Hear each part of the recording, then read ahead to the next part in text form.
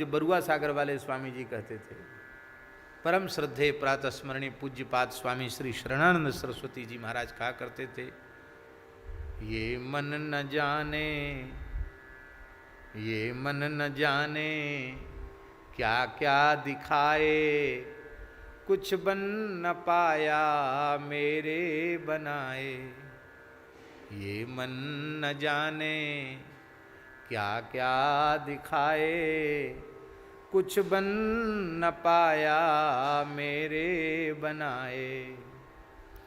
संसार में ही आसक्त रहकर दिन रात अपने मतलब की कहकर, संसार में ही आसक्त रहकर दिन रात अपने मतलब की कहकर, सुख के लिए लाखों दुख सहकर, सुख के लिए लाखों दुख सहकर, ये दिन ये अब तक यूं ही बिताए, ये दिन निरर्थक यूं ही बिताए। हे विश्वनाथ अब तो ऐसी दया हो, जीवन निरर्थक जाने न पाए। हे विश्वनाथ अब तो ऐसी दया हो, ये जीवन निरर्थक जाने न पाए।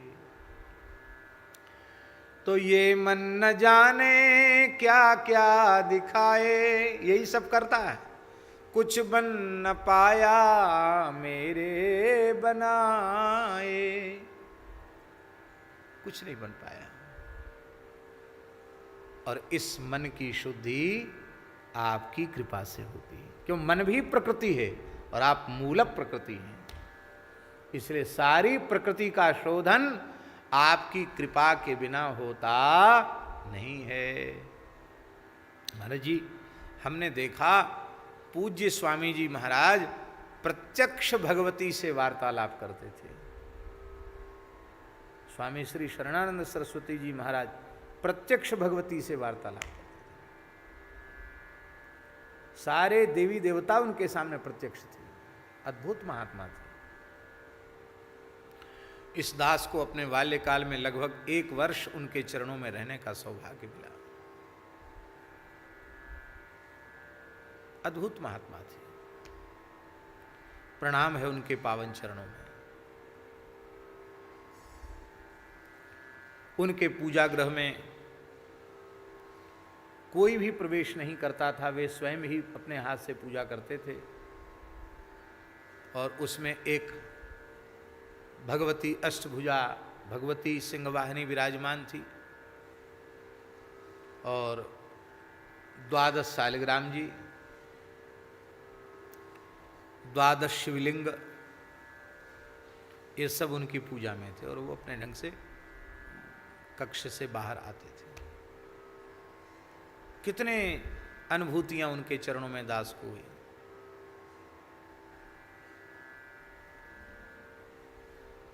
एक बार तो उन्होंने ऐसी कृपा की, वे उनका आदेश था कि तुम ठीक 5 बजे मेरे कक्ष में आ जाया करो, मेरे निवास में आ जाया करो। तो मैं अकेले पूरे कमरे में अंधकार रहता था और हम 5 बजे उनके यहाँ पहुँच जाते थे। रात्रि को 3 बजे हरिहर दत्त शास्त्री जी वहाँ पढ़ाते थे, कुछ समय ये हरिहर दत्त जी पढ़ाते थे। तो वो हमको 3 बजे जगा देते थे। 3 बजे रात को जगना, जग करके शौच स्नान आदि करके संध्योपासन करके जप करके, और हम 5 बजे ठीक स्वामी जी को वहाँ उपस्थित हो जाते। तो स्वामी जी हमको ध्यान मुद्रा में बैठे हुए दिखाई पड़ते थे। वो रात्रि को 3 बजे ध्यान में बैठ जाते थे और फिर सवेरे 7 बजे तक ध्यान में बैठते थे। फिर पूजा गृह में प्रवेश करते थे। तो 1-1.5 घंटे बाद, 2 घंटे बाद पूजा गृह से निकलते थे। ऐसा उनका नियम था। तो एक दिन स्वामी जी ध्यान में बैठे थे और अंधकार तो पूरा रहता ही था, बिल्कुल कोई प्रकाश नहीं कहीं रहता था। अकस्मात क्या हुआ कि उनके श्रीअंग से एक विलक्षण कांति निकलने लगी और उनके काषाय वस्त्र से कांति प्रस्फुटित होकर बाहर आने लगी। पूरा शरीर दमकने लगा उनका,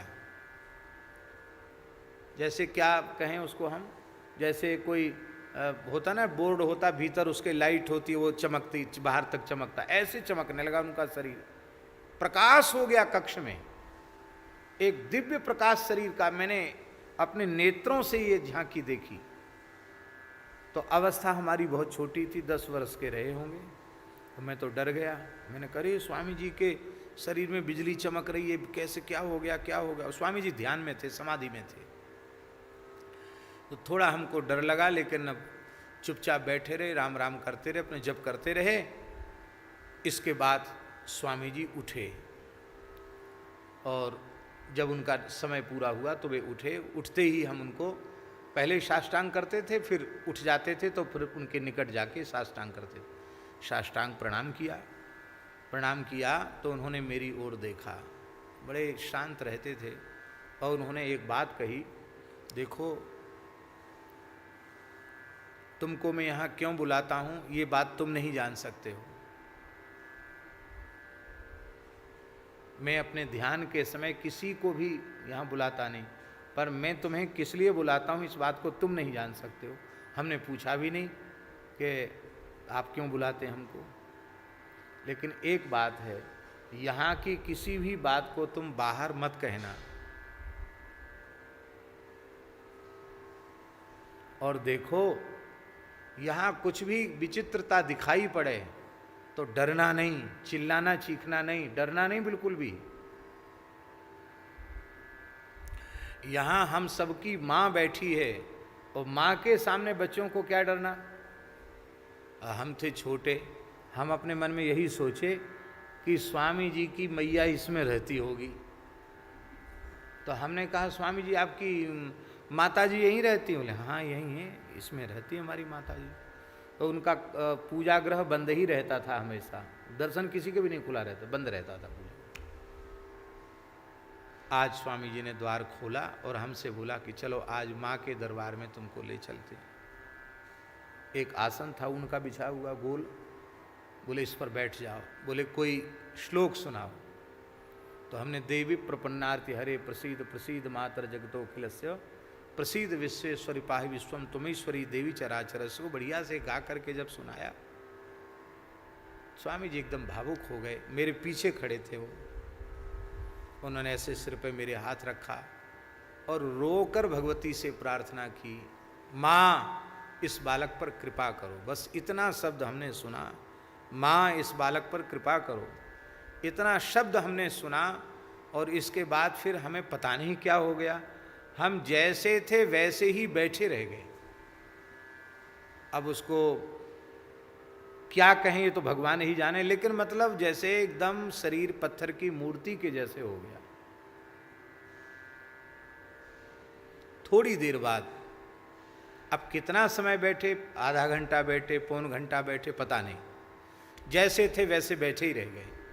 इसके बाद स्वामी जी ने मुझे यहाँ छुआ, थोड़ा ऐसे हिलाया, तब हमको होश आया। फिर मैंने साष्टांग प्रणाम किया। बोले आज भगवती ने तुम्हें स्वीकार कर लिया है, तुम्हारे ऊपर कृपा हो चुकी है, अब बाहर चलो। बाहर लेके आए। फिर बोले अब मैं जब बुलाऊं तब भीतर आना, बिना मेरी आज्ञा के भीतर मत आना। जो आ गया। ऐसा तो भगवती के प्रति उनका प्रेम था। और रामकृष्ण के ऐसे प्रेमी अनुरागी थे महाराज जी, नाम श्रवण करते ही नेत्रों से श्रुधार बहने लग जाती थी। उमा कहूँ में अनुभव अपना, सतहरि भजन जगत सब सपना। इसको बड़े प्रेम से बोलते थे स्वामी। कीर्तन में अविरल अश्रुधारा उनके नेत्रों से बहती थी, भगवती की कृपा से। ऐसे तत्वज्ञानी संत।